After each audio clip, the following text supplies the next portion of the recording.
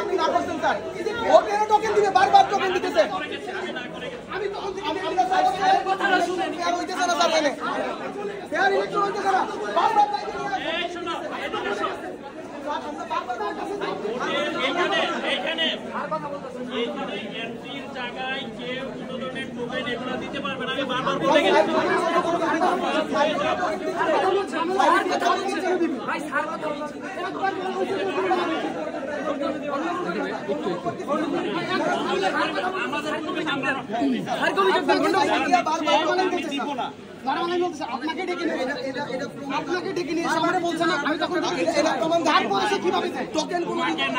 একমাত্র smart city Bashundhara, আধুনিকতায় এক ধাপ এগিয়ে।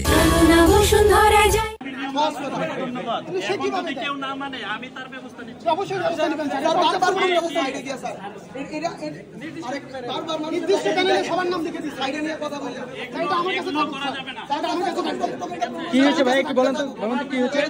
শুরুতে আমরা সবাই টোকেন দিচ্ছিল, তখন এই যে ওরা একটা প্যানেলের স্বামী ও স্যারকে ডেকে নিয়ে এসে বলছে যে টোকেন দেওয়া যাবে না। তা আমরা ঠিক আছে বলছি, তাহলে আমরা কেউ টোকেন দিব না।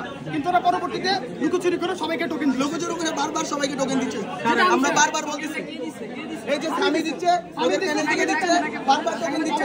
আমরা বলার পরেও টোকেন দিচ্ছে। আমরা আর বলে দিয়ে গেছি বারবার যে হচ্ছে টোকেন দেওয়া যাবে না, তারা তারপরে টোকেন দিচ্ছে। তাহলে ইলেকশন কিভাবে ফেয়ার হয়? এনে কি আসতে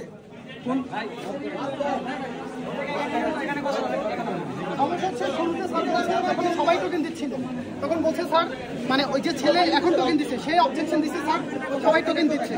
টোকেনটা হচ্ছে এরকম যে বাইরে টোকেন দেওয়া যাবে না, এই শর্তে আমরা সবাই মানছি যে ঠিক আছে আমরা কেউ টোকেন দিব না। তারপরও সে লুকোচুরি করে সবার হাতে টোকেন ধরাই দিচ্ছে।